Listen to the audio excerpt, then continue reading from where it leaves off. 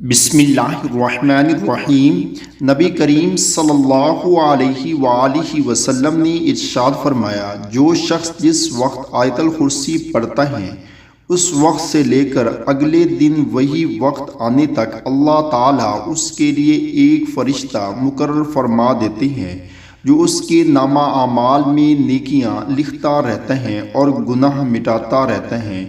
اب اگر کوئی شخص روزانہ ہر فرض نماز کے بعد ایک مرتبہ آیت الکرسی پڑھ لیا کرے تو روزانہ کم از کم 5 فرشتے اس کے نامہ اعمال کی جانچ کرنے کے لیے مقرر ہو جائیں گے،